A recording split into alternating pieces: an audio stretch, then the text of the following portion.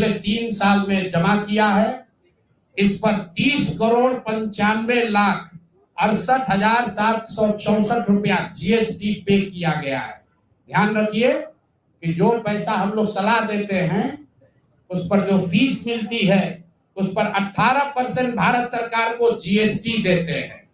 तो 241 करोड़ रुपया हमने फीस के तौर पर लिया 3 बरस में, और उस पर 30,95,00,000 रुपया हमने जीएसटी भरा। उसके बाद 20 करोड़ रुपया इनकम टैक्स दिया है, 20 करोड़ रुपया टैक्स दिया है इनकम टैक्स, और 98,75,00,000 रुपया डोनेट किया है जन सुराज पार्टी को अपने व्यक्तिगत अकाउंट से। हमको कहता है पैसा कहां से लाते हैं, हम लोग चोर नहीं है।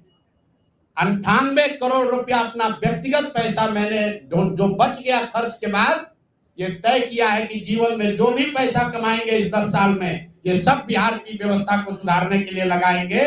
तो 241 करोड़ रुपया में फिर से नोट कर लो भाई, आगे सवाल जो पूछ रहे हैं, 30,95,68,764 रुपया जीएसटी दिया, 198 करोड़ रुपया पार्टी को डोनेट किया, बाकी पैसा खर्च के बाद जो बचा उस पर 20 करोड़ रुपया इनकम टैक्स भरा है। ये प्रशांत किशोर की इंटीग्रिटी है। पैसा किसने दिया? जिसको हमने सलाह दिया है। जिसको सलाह दिया तो स्रोत भी बता रहे हैं पैसा क्यों मिला। जिसको सलाह देते हैं उससे पैसा लेते हैं। गांव-गांव में कहा है सैकड़ों करोड़ रुपया लेते हैं, लेकिन चोरी नहीं करते हैं, सरस्वती का खाते हैं। सलाह देते हैं, जो पैसा मिला चेक से मिला उस पर 18% जीएसटी भरा, जो पैसा जन स्वराज की व्यवस्था को चलाने में खर्च हुआ उस खर्च के बाद जो बच गया वो भी 98 करोड़ रुपया पार्टी को डोनेट कर दिया चेक से, 98,75,00,000 रुपया इनकम टैक्स भरा, 30 करोड़ रुपया। आगे से ये जितने आप लोग पत्रकार हैं, मेरा आपसे आग्रह है, हमको नेता मत कहिए। हम मंच पर जो कहते हैं वो करते हैं। हम नेता नहीं हैं, बिहार से पैसा कमाने नहीं आए हैं, अपना खून पसीना का कमाई का पैसा लगा रहे हैं। इसलिए लगा रहे हैं कि बिहार में गरीब से गरीब आदमी भी अगर सुधार के लिए कुछ करना चाहता है तो उसको पैसे के वजह से पीछे न हटना पड़े। और आपके सामने बिहार के लोगों को बता रहे हैं, अगले 10 बरस तक जब तक बिहार की व्यवस्था नहीं सुधरेगी, अपना शरीर बेच के भी पैसा लाना होगा तो भी पैसा लाएंगे, लेकिन बिहार में चोरी की राजनीति को खत्म करके ही दम लेंगे। ये आप ध्यान रखिए। और किसी भी अपने हमारे जो जन स्वराज के साथी हैं उनको डरने की जरूरत नहीं है। 1-1 रुपया प्रशांत किशोर का अकाउंटेड है। केंद्र सरकार को जीएसटी भरा है, इनकम टैक्स भरा है, और जब आप इनकम टैक्स भरते हैं तो ये भी पूछा जाता है कि पैसा आया कहां से। किसी ने कहा अभी एक प्रेस कॉन्फ्रेंस में, एक मैं खाली आपको उदाहरण देता हूं, नवयुगा कंस्ट्रक्शन के नाम पर किसी ने कहा पैसा दिया है। बिल्कुल दिया है, 11 करोड़ रुपया लिए है। 11 करोड़ रुपया 2 घंटा सलाह के लिए लिए। उनको एक प्रोडक्ट लॉन्च करना है, वो लॉन्च करने के लिए हमसे सलाह चाहिए, तो 11 करोड़ रुपया हमने कहा पार्टी को डोनेट करो, तब 2 घंटा का सलाह देंगे। ये बिहार के लड़के की ताकत है, ये सरस्वती की ताकत है। हम लोग चोरी नहीं करते, नवयुगा से घूस नहीं लेते हैं, अपना जहां मेहनत करते हैं उसका फीस लेते हैं, और जो भी पैसा मिलता है अपना खर्च काट के जो बच जाता है वो पार्टी में डोनेट करते हैं। और हमने अपने साथियों से भी कहा है कि बिहार में जाकर लोगों से पैसा मांगने से पहले आप अपना जितना डोनेट कर सकते हैं वो कीजिए। और मैं लोगों को कहूं, उससे पहले हमने अपने आप पर ये जिम्मेवारी ली है कि जो भी 10 साल में पैसा कमाएंगे ये सारा पैसा बिहार को बनाने सुधारने के लिए डोनेट करेंगे। और ये 98 करोड़ रुपया इस साल में डोनेट किया है मैंने, 98 करोड़ 50 लाख रुपया हमारे अकाउंट से सीधे जन स्वराज को मैंने डोनेट किया है। जिसको देखना है देख लीजिए। और फिर से दावा कर रहे हैं, अगर इसमें कोई कमी गलती है पैसा का निकल जाए तो केंद्र सरकार जांच करा ले, ईडी सीबीआई इनकम टैक्स लगा ले, 1 पैसे का ऊपर नीचे होगा नहीं। और ये बात अब यहाँ से खत्म होनी चाहिए। मैं मेरे लिए अपमान की बात है कि आप कहते हैं कि अशोक चौधरी भी चोरी किया है, प्रशांत किशोर भी चोरी किया है। हम इन लोगों के पंक्ति में खड़ा होने वाले लोग नहीं हैं। मरना पसंद है, लेकिन इन चोर नेताओं के साथ बराबरी पर खड़ा नहीं हो सकते हैं। हम लोग चोरी नहीं करते हैं। और अब मैं आपसे सवाल पूछ रहा हूं। अब आज जिस काम के लिए आप जुड़े हैं, पहला इल्जाम सीधा और सीधा वैभव विकास ट्रस्ट पर, न्यास पर है। मुन्ना जी ने पेपर जारी किया है। न्यास के जो मुख्य पदाधिकारी हैं, जियालाल आर्य जी, मैं आज भी समझता हूं आप बहुत ईमानदार व्यक्ति हैं।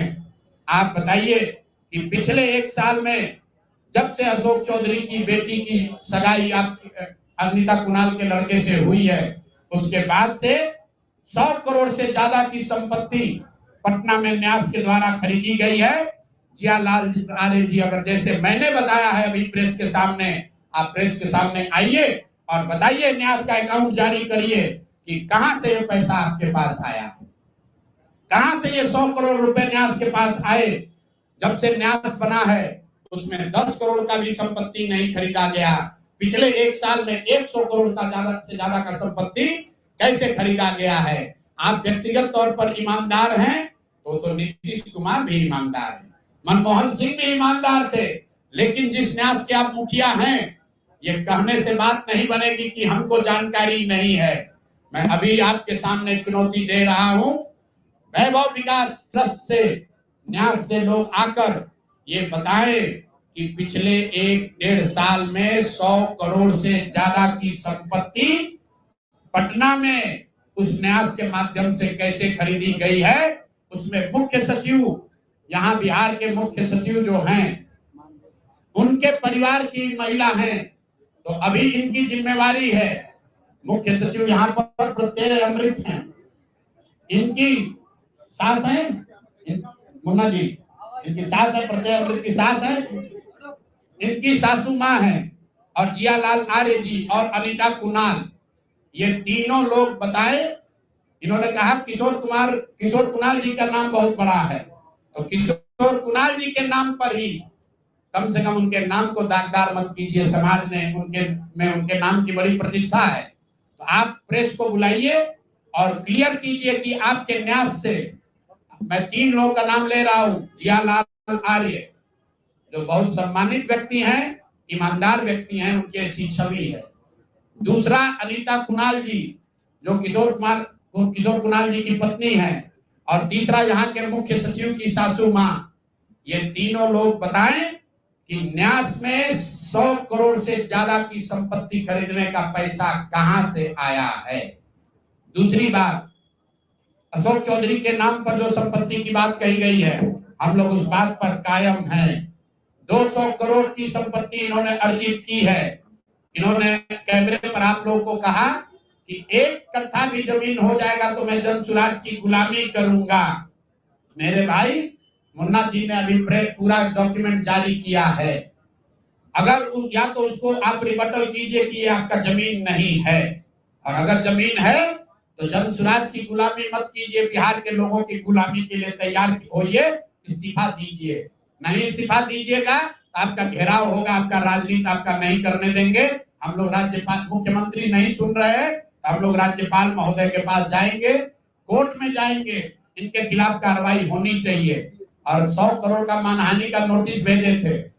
आज डर के मारे शायद कहे हैं कि अब आगे ये हम कानूनी कार्रवाई नहीं करेंगे, तो 5 दिन के अंदर अंदर आधिकारिक तौर पर लीगल नोटिस वापस ले, और नहीं लेंगे तो इन पर 500 करोड़ का और घोषणा करेंगे। नोट कर लो भाई, 200 करोड़ पर घबराए हुए हैं ना, या 500 करोड़ का और अवैध संपत्ति जो खरीदा है अशोक चौधरी ने अलग अलग नाम से।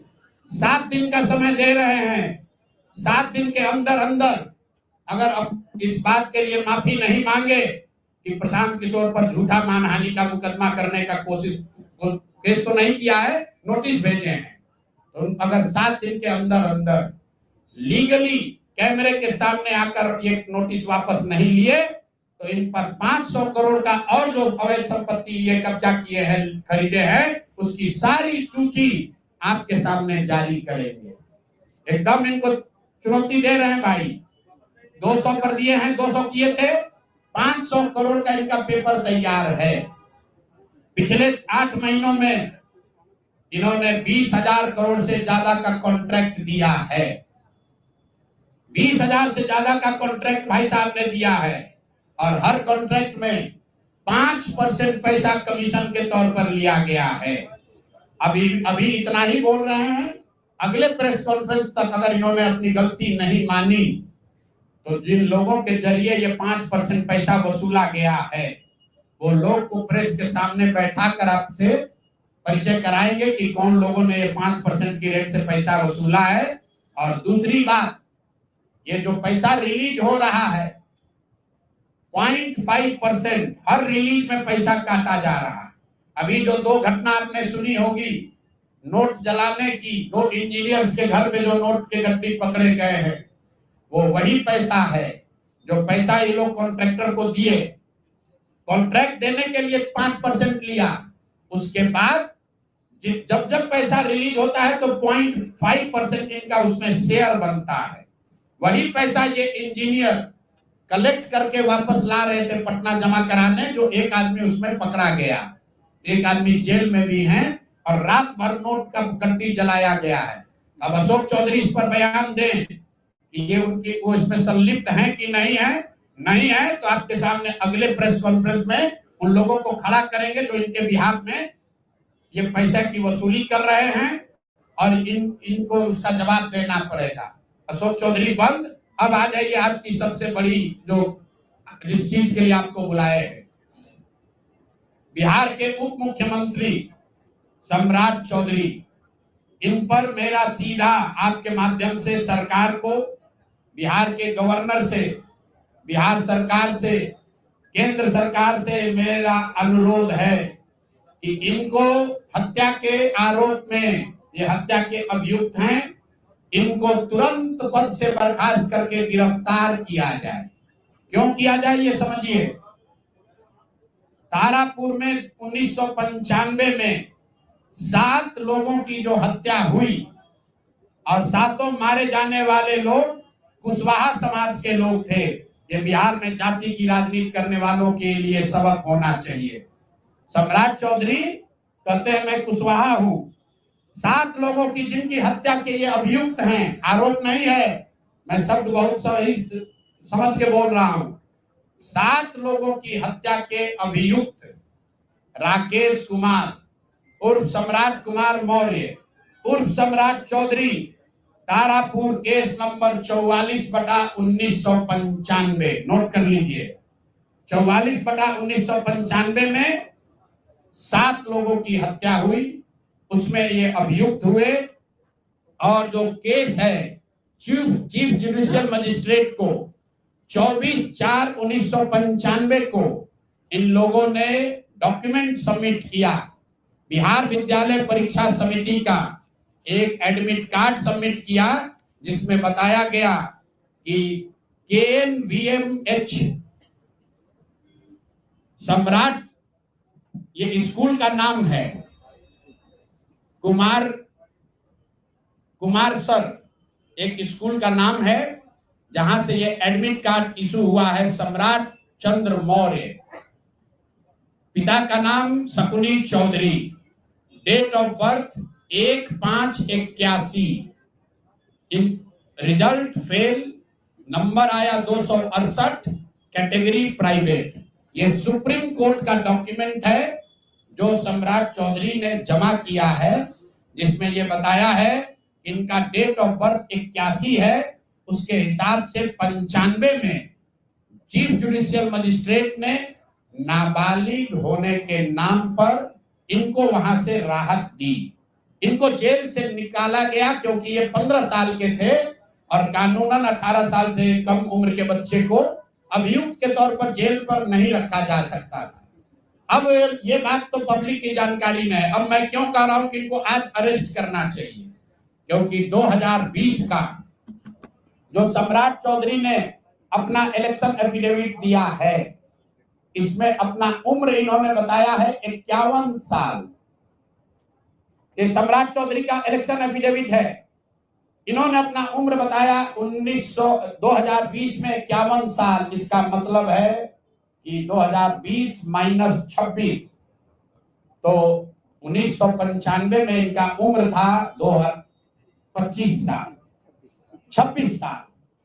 तो 26 साल के उम्र के आदमी को कोर्ट ने गलती से गलत सर्टिफिकेट के आधार पर नाबालिग होने के नाम पर अभियुक्त होने के बावजूद, ध्यान दीजिए, अभियुक्त होने के बावजूद इनको जेल से बरी कर दिया गया था कि ये 15 साल के हैं, जबकि इनका अपना डॉक्यूमेंट बता रहा है कि उस समय 26 साल के थे। तो 26 साल के उम्र के आदमी पर अगर 6 लोगों की हत्या का आरोप है, तो जब तक कोर्ट से वो फ्री नहीं होते हैं तब तक उनको जेल में होना चाहिए।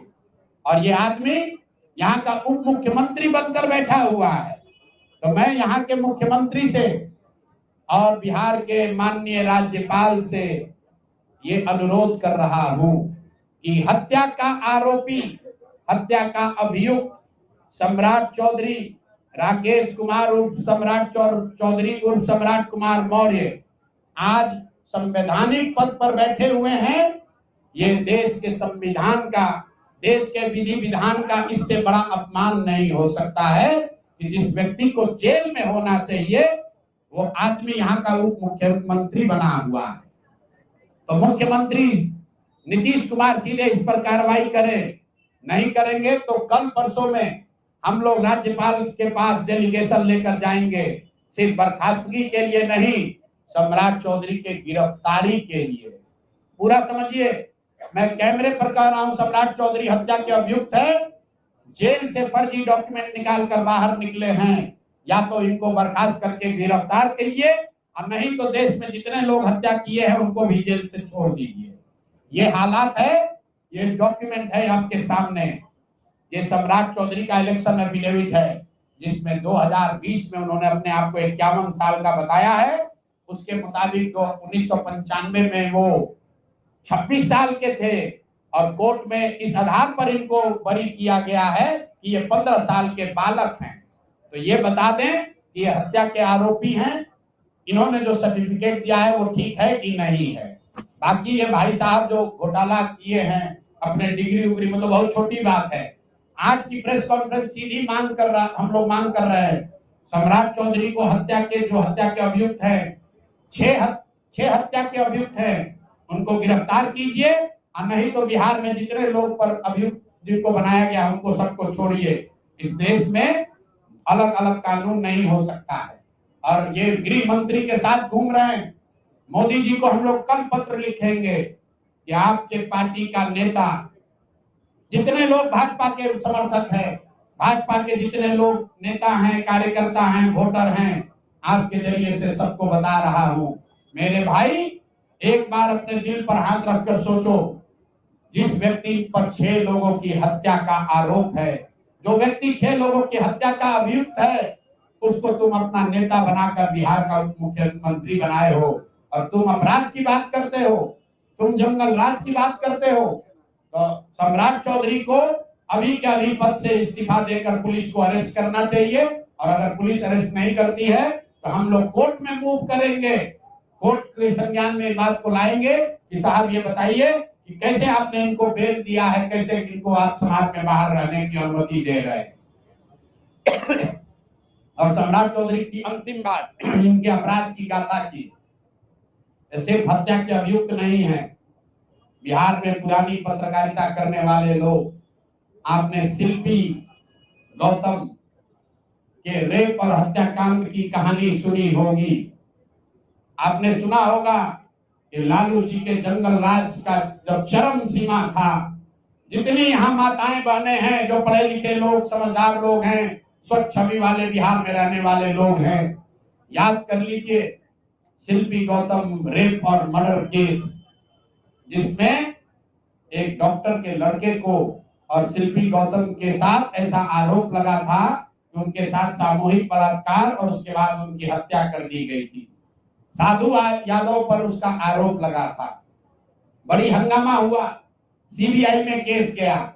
मैं आपके माध्यम से आज पूछ रहा हूं कि क्या अभी के उप मुख्यमंत्री सम्राट चौधरी उर्फ राकेश कुमार उर्फ सम्राट कुमार मौर्य उस केस में संदिग्ध अभियुक्त के तौर पर नामजद थे या नहीं थे, ये प्रेस में वो बता दें, उसके बाद हम उसका डॉक्यूमेंट आपको जारी करेंगे। इनका सीबीआई ने इनको अभियुक्त के तौर पर इनकी जांच की थी कि नहीं, उस मुकदमा में इनको नामजद संदिग्ध बनाया गया था कि नहीं, ये सीधा आपको बता रहे हैं। ये आए और ये पूरा केस तब के भाजपा के नेता सुशील कुमार मोदी जी ने उठाया था और तब सम्राट चौधरी यही साधु यादव और राजद के गैंग के हिस्सा थे। और अब वो बता दे, हम इतना ही बोल रहे हैं, अभी से भी गांधी जी ने कहा है गलती हो गई तो आकर माफी मांग लो, आकर बताइए कि उस केस में आप अभियुक्त के तौर पर आपको सीबीआई ने आपकी जांच की थी कि नहीं की थी, आपके सैंपल टेस्ट लिए गए थे कि नहीं लिए गए थे, आपके उस घटना में क्या संलिप्तता है नहीं है, ये बताइए। उस केस में आपको बता देते हैं, लालू जी का प्रभाव था, साधु यादव को बचाने के लिए केस को बंद कर दिया गया, लेकिन वो केस खत्म नहीं हुआ। पटना के एक एक आदमी को याद है वो घटना। तो अब राकेश कुमार बताएं, आज के सम्राट चौधरी बताएं कि उस केस में इनकी भूमिका क्या थी, उसमें ये नामजद थे कि नहीं थे, और थे तो इन्होंने इसको डिस्क्लोज क्यों नहीं किया। अब आज का घोषणा खत्म। मैंने अपनी बात बताई कि हमारे पास पैसा कहां से आया, कितना किसने दिया, कितना टैक्स भरा, और जो पैसा बचा उसका मैंने क्या किया। दूसरी बात मैंने अशोक चौधरी को बताया। अशोक चौधरी से पहले पाक साहब बनने वाले वैभव विकास न्यास पर सीधे सवाल है कि जनता देख रही है, ईमानदार अगर आप हैं तो सामने आइए और जवाब दीजिए कि 100 करोड़ रुपए की संपत्ति आपने पिछले 1-1.5 साल में पटना में कैसे खरीदी है, और अशोक चौधरी ने आपको पैसा दिया है या नहीं दिया है, किसी दूसरे ने दिया है कि नहीं। तीसरी बात मैंने कही कि अशोक चौधरी पर 200 करोड़ का हमने बताया है, 200 करोड़ का बेनामी संपत्ति खरीदने का आरोप लगाया है। आज अशोक चौधरी ने शायद ये कहा है कि अब वो कानूनी दाव पेच छोड़कर राजनीतिक लड़ाई लड़ेंगे, इससे बात नहीं बनेगी। कानून का मदद लेकर जनता के आंख में धूल झोंकने का जो कोशिश किए हो अशोक चौधरी, या तो मानहानि का नोटिस आधिकारिक तौर पर वापस लीजिए, नहीं तो 7 दिन के अंदर आप पर 500 करोड़ की जो और बेनामी संपत्ति का कागज मेरे पास है उसको भी बिहार की जनता के सामने जारी करेंगे। और चौथी बात जो मैंने बताई, अभी के उप मुख्यमंत्री सम्राट चौधरी, जिन पर 6 लोगों की हत्या के जो अभियुक्त हैं और कोर्ट ने जिनको राहत नहीं दी, बरी नहीं किया, सिर्फ नाबालिग होने के गलत सर्टिफिकेट की वजह से कोर्ट ने इनको छोड़ा है। अशोक चौधरी ने खुद मान लिया है अपने इलेक्शन एफिडेविट में कि 1995 में उनकी उम्र 26 साल थी। तो अब अशोक चौधरी को तुरंत पद से बर्खास्त करके उनको गिरफ्तार किया जाना चाहिए। सम्राट चौधरी, सॉरी, ये दोनों चौधरी में कंफ्यूज कर गए। सम्राट चौधरी उप मुख्यमंत्री को जो हत्या के अभियुक्त है, इनको पद से सिर्फ इस्तीफा नहीं देना है, इनको पुलिस अगर गिरफ्तार नहीं करती है तो जन सुराज कोर्ट में मूव करेगा। कल हम लोग गवर्नर से टाइम लेंगे। और अंतिम बात जो मैंने कहा, अगर इससे भी बात नहीं बनती है, इनका आपराधिक चरित्र खुलकर नहीं आपको दिखता है, तो शिल्पी गौतम हत्याकांड में अपनी भूमिका पर आकर प्रेस में बता दें कि ये उसमें एक संदिग्ध अभियुक्त के तौर पर सीबीआई ने इनकी जांच करी थी कि नहीं करी थी। अगर ये कहते हैं नहीं की थी तो हम आपको डॉक्यूमेंट जारी करेंगे, सीबीआई के डॉक्यूमेंट, कि इनकी स्थिति उसमें क्या थी। अब मेरा बात खत्म हुआ, अब आपको जो सवाल करना है वो कर लीजिए।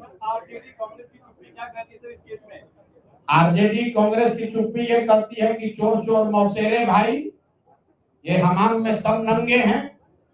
दिलीप जायसवाल ने मेडिकल कॉलेज का कब्जा आरजेडी के तब के सीमांचल के बड़े बाहुबली नेता की मदद से किया और अपने लूट के उस खजाने से आरजेडी के खजाने में भी दान पत्र में भरा। तभी तो रबड़ी देवी खड़े होकर कहती है कि दिलीप जायसवाल जी तो हमारे मुंह बोले भाई हैं। तो जितने लोग राजद को लालटेन को वोट देते हैं, देख लो भाई। एक और कहते हैं कि हम भाजपा से लड़ रहे हैं और एक और भाजपा के नेताओं के साथ मिलकर सिखों का कॉलेज कब्जा किया है, उससे पैसा तहसील रहा है, उसके कॉलेज से अपने बच्चों का गलत मेडिकल का डिग्री दिलवा रहा है। कांग्रेस का कोई महत्व नहीं है। कांग्रेस पर इतना भ्रष्टाचार का आरोप है कि भ्रष्टाचार का नाम सुन के डर के भागता है, सोचता है कि भ्रष्टाचार को कुछ बोलेंगे तो लोग पूछ लेगा कि तुम भी तो नेशनल हेराल्ड में घोटाला किए हो, तुम भी तो 2 लाख करोड़ का घोटाला किए थे। अगर कांग्रेस वाले बिहार में 70,000 करोड़ के सीएजी का बात करेंगे तो सामने वाला भाजपा वाला कहेगा कि 2 लाख करोड़ आप पर भी तो चोरी का इल्जाम था। लेकिन जमशुराज और प्रशांत किशोर पर आप चोरी का इल्जाम नहीं लगा सकते हैं और आगे कोई कंफ्यूजन न करे, इसीलिए आगे कोई बात करने से पहले हमने अपना अकाउंट जारी कर दिया। 241 करोड़ के इनकम का, उस इनकम पर भरे हुए जीएसटी का, उस पर दिए इनकम टैक्स का और उसके बाद जो 98 करोड़ डोनेट किया पार्टी को उसका। अगर कोई गलती हो तो फांसी पर चढ़ा देना, लेकिन अपने बराबरी में खड़ा मत करो।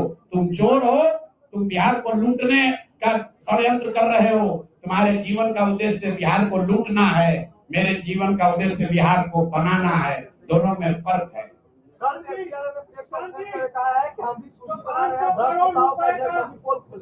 तेजस्वी यादव अगर सूची बनाएंगे तो सबसे पहले तो अपने दोनों मामा का नाम लिखना पड़ेगा, साधु यादव, सुभाष यादव। उसके बाद अपने माता पिताजी का नाम लिखना पड़ेगा। चारा चोरी के मामले में, लैंड फॉर जॉब में जाने कितने लोगों का जमीन लिखवा लिए उसके मामले में। उसके बाद तेजस्वी यादव का वो अपने उन जिला के राजद के बाहुबली नेताओं का नाम लिखना पड़ेगा जिन्होंने अपराध, अपहरण, जमीन रंगदारी, हत्या के आधार पर अपना साम्राज्य खड़ा किया है। तो पहले इनका नाम जारी करेंगे। ये सब सरकारी में तो है। अभी तेजस्वी यादव भी तो सरकार में थे 2 साल से पहले। सरकार और विपक्ष दोनों पर कानून, वो पैसा नहीं लेते हैं, उनका विधायक पैसा नहीं लेता है, सैलरी नहीं लेता है, उनके विधायक को घर नहीं मिला है। तेजस्वी यादव को जेल प्लस सिक्योरिटी मिली है, उसका पैसा कौन भर रहा है? बिहार की जनता भर रही है। तेजस्वी यादव जिस घर में रहते हैं उसका किराया कौन देता है? बिहार की जनता देती है। राजद का, कांग्रेस का जो विधायक है उसका महीना का पैसा कौन देता है? बिहार की जनता देती है। बिहार की जनता से भत्ता ले रहे हो, सैलरी ले रहे हो, तो तुम चोरी करोगे तो तुम उसका जारी नहीं होगा। हम क्यों नहीं बोल रहे हैं राजद पर? क्योंकि ये तो जाने हुए चोर है, पूरा बिहार जानता है ये चोर है। इस चोर को चोर करने का क्या फायदा है? जो चोर है उसको बिहार की जनता ने सिर्फ जाना नहीं, सत्ता से उखाड़ कर फेंक दिया। 2005 के बाद सत्ता के इर्द गिर्द भी आने नहीं दिया। ये बिहार की जनता की समझदारी है। लेकिन उनको चोर बताकर जो लोग सत्ता में आए, जिन पर जनता ने भरोसा किया, वो कितने बड़े अपराधी हैं। उन पर भी हत्या, अपहरण, लूट का वही संगीन अपराध का इल्जाम है जो राजद के नेताओं पर था। इसीलिए तो प्रशांत किशोर और जमशुराज की जरूरत है। ये हमाम में सब नंगे हैं और बिहार की जनता देख रही है, पीछे हटने वाले नहीं है। चाहे कुछ भी परिणाम हो जाए, इनको जीना इनका हराम कर देंगे। जनता इनको, इनके नेता, इनकी पार्टी इनको बर्खास्त करेगी। अगर वो नहीं करेंगे तो जनता इनको बर्खास्त करेगी। अगर वो भी नहीं करेगा तो कोर्ट में जाएंगे। इनको लड़ाते लड़ाते जब तक इंसाफ नहीं होगा छोड़ेंगे नहीं। अशोक चौधरी के प्रॉपर्टी की बात कर रहे हैं। अशोक चौधरी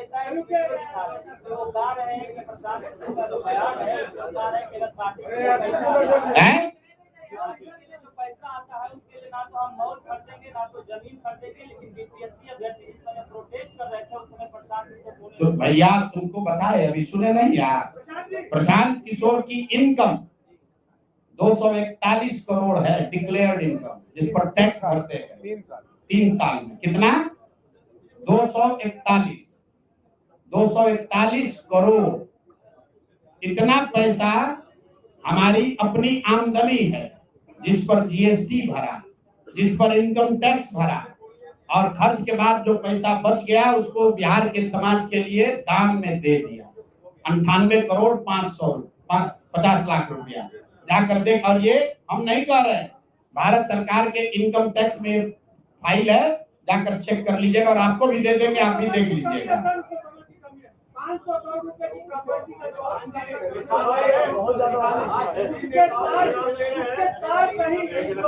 उज्जैन से तो नहीं जुड़े हैं मेरे भाई। ये देखिए, मैंने आपको कहा दिलीप जायसवाल पर हम लोग कोई इन्वेस्टिगेटिंग एजेंसी नहीं है। अगर हर मंत्री के सारे भ्रष्टाचार के पैसे और संपत्ति का हम घोषणा करने लगे तो 2-4 दिन ये प्रेस चलता रहेगा। हमने दिलीप जायसवाल को बताया कि आदमी अपराधी है, भ्रष्टाचारी है। उसके बाद वो आदमी सरेंडर कर गया, मूर्छित हो गया। बिहार की जनता ने मान लिया भाई ये गलती मान रहा है, उसको हमने छोड़ दिया। छोड़ा सिर्फ नवंबर तक है।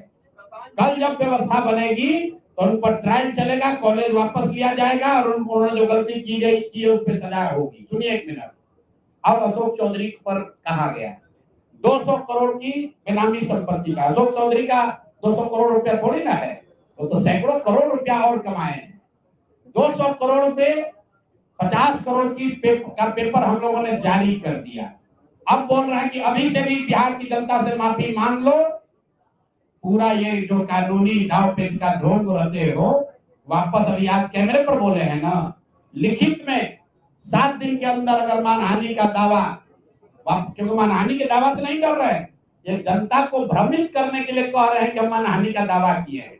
अगर आधिकारिक तौर पर ये मानहानि का दावा वापस नहीं लेकर चुप नहीं होते हैं, अगर ये माफी नहीं मांगते हैं, तो इन पर अगला किस्त 500 करोड़ की संपत्ति का जारी करेगा। और फिर भी ये भी बता रहे हैं वो 500 भी पूरा नहीं होगा, क्योंकि हमारे पास कोई इन्वेस्टिगेटिंग एजेंसी थोड़े ना है कि हम बता दें कितना पैसा लिया। जितना आया है उतना जारी कर रहे हैं। इसका मतलब हम 200 कर रहे हैं, इसका मतलब ये मत समझिए कि अशोक चौधरी 200 करोड़ का घोटाला किए। अरे घोटाला तो बहुत 100 करोड़ का किया है। 200 करोड़ का पेपर आ गया, उसके बाद अभी 500 करोड़ का और आ गया। अब अगर दम है तो फिर से मानहानि का दावा कर लो। आपको बता रहे 7 दिन के अंदर जो दावा किए हैं उस पर भी अगर पीछे नहीं हटे तो ये 500 करोड़ का जारी होगा। अब ये कौन होगा जब जारी करेंगे, देखिएगा कि उज्जैन है कि इंदौर है कि मुक्तेश्वर। सुनिए, अब सुनना चाहते हैं तो मुक्तेश्वर है कि पटना है, तो सुन रहे होंगे, उनको दिख रहा होगा कि हम कहां से बोल रहे हैं।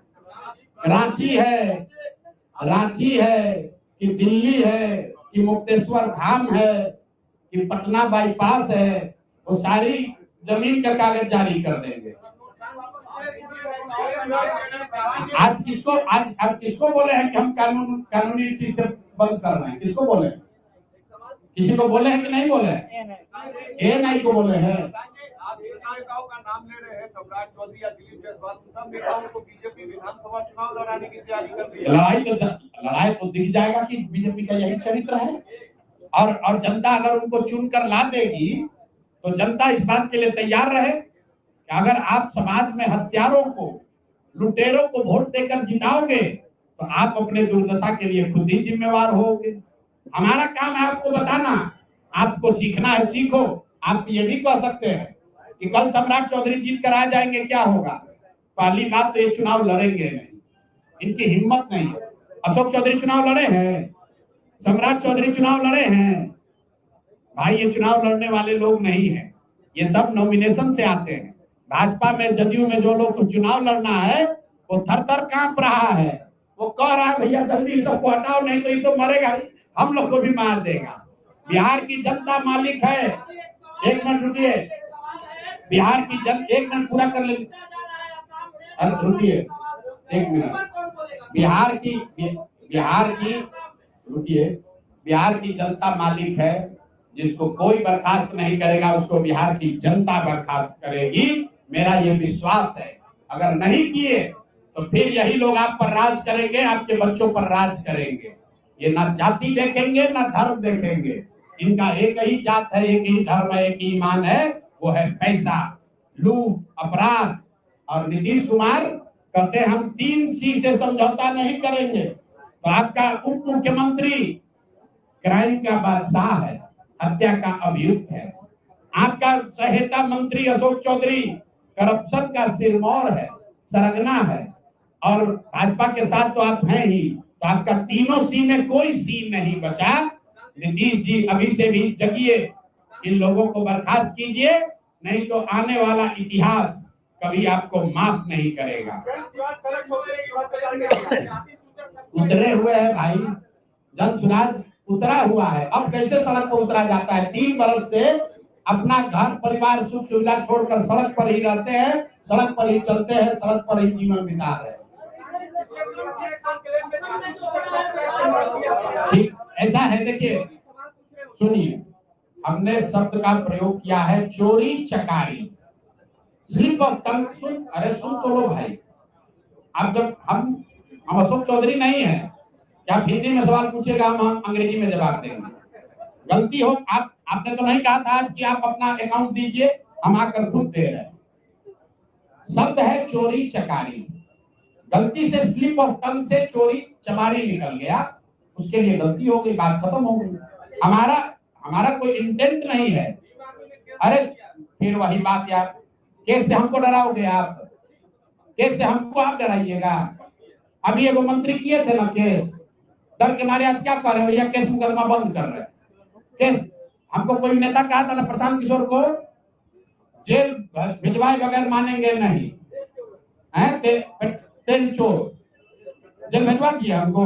हम तो यही ना खड़ा हैं, उनके गृह मंत्री भी आए थे, उनसे कहा कि हमको जेल भिजवा देते है दम।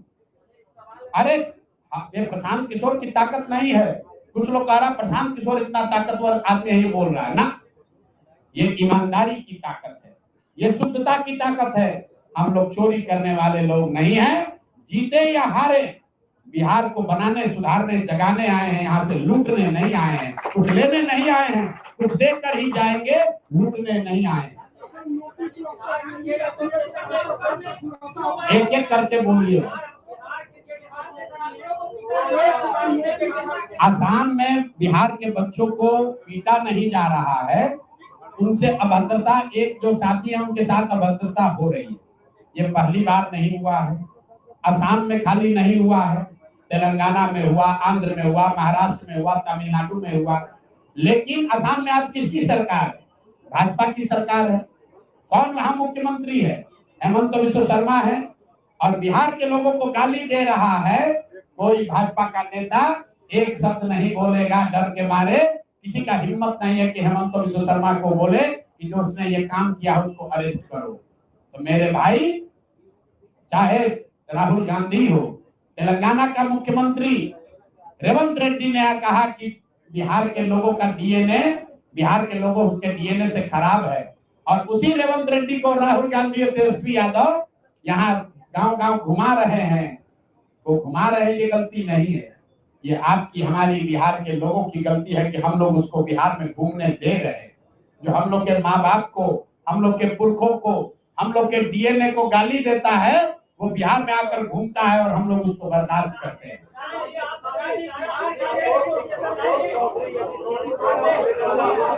भैया ऐसा है, अशोक चौधरी का मामला हुआ खत्म, ठीक है, उनको 7 दिन का टाइम दिए हैं। अगर कानूनी नोटिस वापस नहीं लिए तब तक उनकी बात, उनको छोड़ा नहीं जाएगा। 500 करोड़ का उन पर जो और बेनामी संपत्ति है वो उसका सूची जारी होगा। अभी आज के प्रेस कॉन्फ्रेंस का 2 ही मुद्दा है।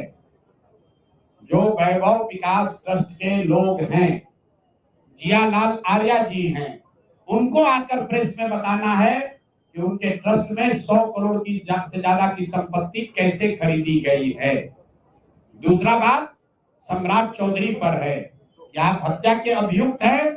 आपने एक फर्जी सर्टिफिकेट लगाकर जेल से बाहर आप आए थे।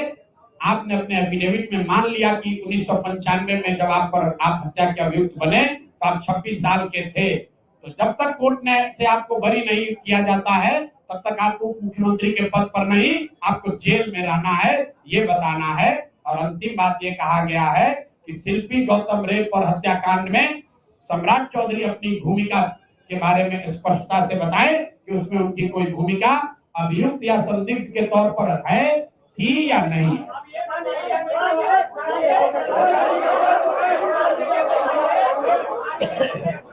हो गया।